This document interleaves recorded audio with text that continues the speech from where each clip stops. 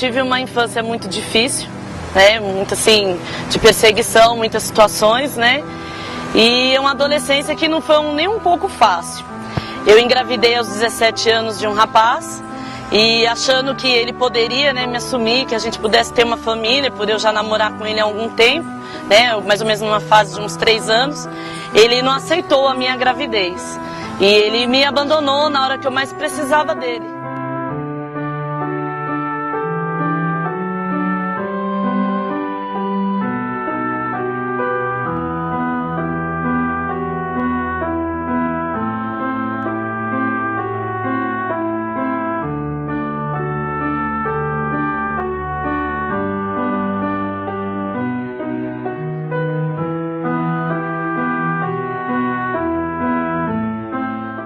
Quem é o pai e a mãe que quer ver uma filha, né, menor, grávida, sem casar? Todo o sonho de um pai e de uma mãe é ver uma filha se casando, construindo uma família. E o meu caso foi o inverso. Eu acabei engravidando. Não tinha para onde ir, não tinha trabalho. As pessoas não empregavam naquela época menores, ainda grávida, né? Como eu não tinha apoio da minha família e muito menos do meu namorado, eu pedia para as pessoas deixar eu fazer uma faxina, ajudar elas em alguma coisa em troca de um prato de comida, de uma roupa, ou até mesmo alguma coisa para a criança que estava para nascer, porque eu não tinha nada, eu não tinha condições financeiras, eu podia fazer outra coisa, eu não sei isso mesmo. Então eu batia de porta em porta, fui em várias casas, em prédios, pedindo para as pessoas me dar uma oportunidade de trabalho. Eu não queria nada a não ser mesmo me alimentar. Até o ponto que eu fui morar num parque de diversão, pedi abrigo, pedi ajuda, porque eu fiquei sabendo que eles precisavam de uma pessoa para trabalhar lá, para manusear o parque, para poder ajudar com a limpeza, com a manutenção dos brinquedos. E eu fui para lá. Até então ninguém sabia que eu estava grávida, sendo que eu já estava até de 4 meses de gravidez. E nesse período, foi um período muito difícil, porque o parquinho de diversão saiu de uma cidade, passou para outro, eu acompanhei eles, fiquei morando dentro de um trailer, eu cozinhava para os peão, né, para o pessoal que trabalhava no parque, e ajudava na bilheteria. Na hora que o parquinho estava em movimento, eu vendia os bilhetes, punha os brinquedos para funcionar. Só que chegou uma hora, minha barriga apareceu, o dono do parquinho soube, eu além de ser menor de idade, o que eles falaram para mim? Que eu não poderia mais ficar lá. A minha filha chegou a nascer, eu estava até na rua nessa época que ela nasceu. Eu cheguei de novo, né, pedi abrigo.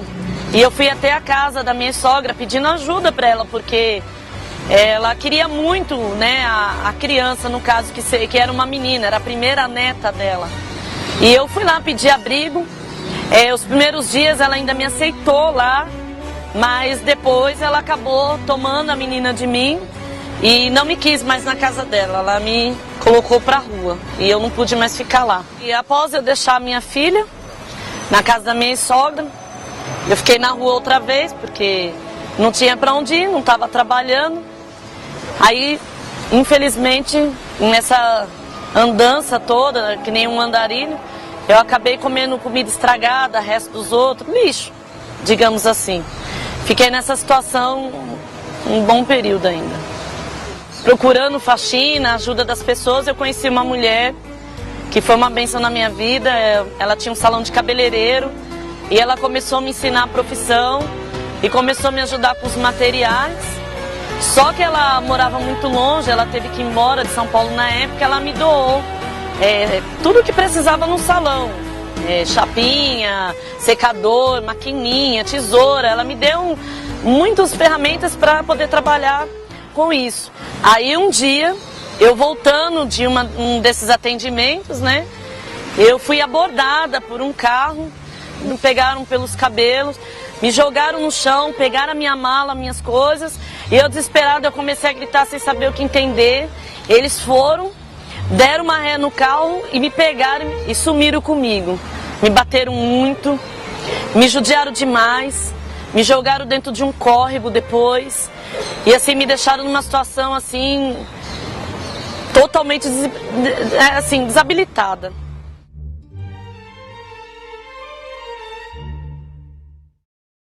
E eu fiquei, acho que, tão assim, impressionada com aquilo que eu vivi, que eu tentei o suicídio.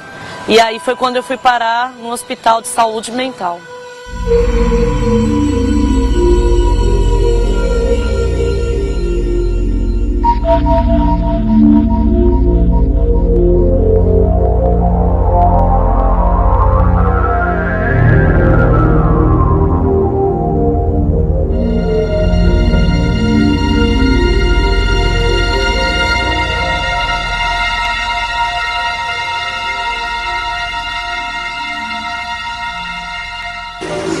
Fiz todo o tratamento, a pessoa viu que o meu problema não era mental, sim espiritual, devido a toda a sequência que eu estava vivendo na minha vida. Eles ali fizeram um tratamento, cuidaram de mim, eu já tinha meu segundo filho. Aí eu fui morar na Praia Grande nesse período, porque foi a época que eu queria trabalhar.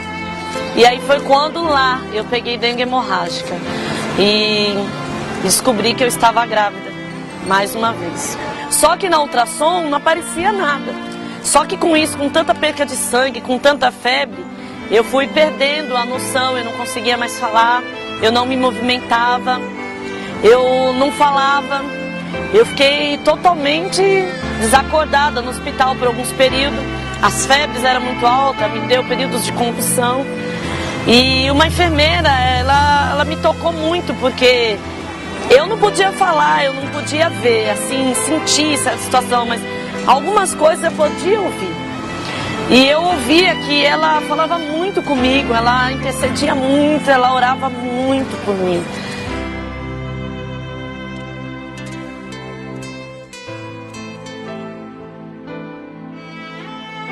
Aí eu comecei a sentir melhoras, elas começaram a ver minha recuperação.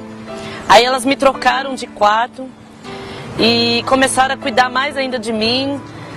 Até o momento que essa médica falou assim, olha, eu acho que é melhor ela ir para casa.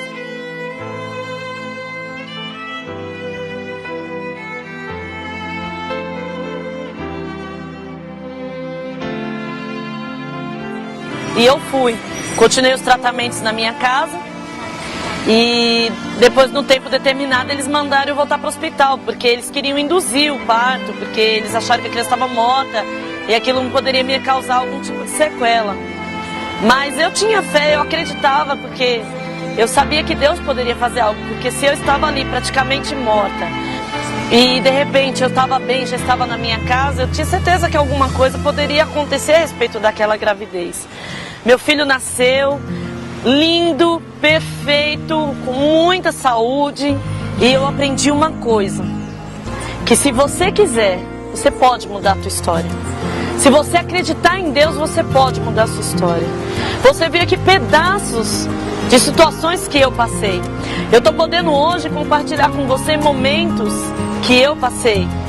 Foi dificultoso, foi ruim, foi humilhante, de muita vergonha.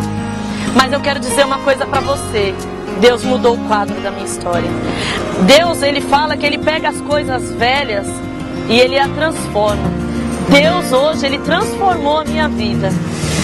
Hoje, totalmente renovada. Minha pessoa, eu como Elisângela hoje, como uma serva de Deus que eu me coloco, assim, totalmente mudada.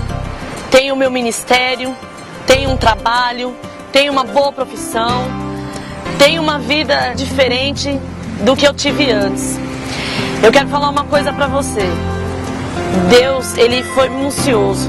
Tudo aquilo que foi de vergonha na minha vida, Deus hoje transformou em dupla honra.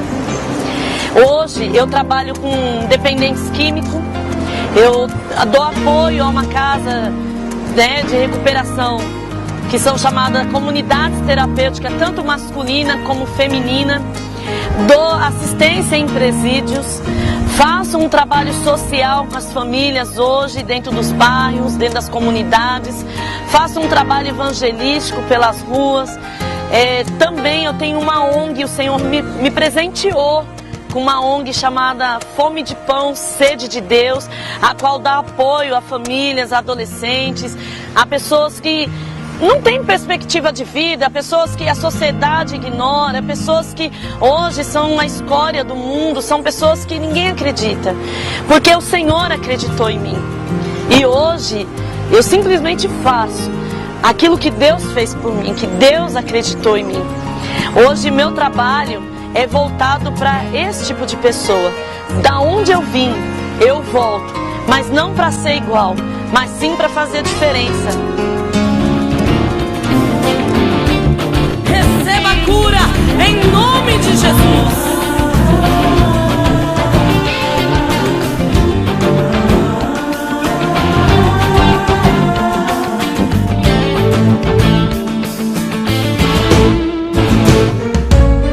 Vem na frente uma multidão, é o homem dos milagres, ele habita uma grande unção.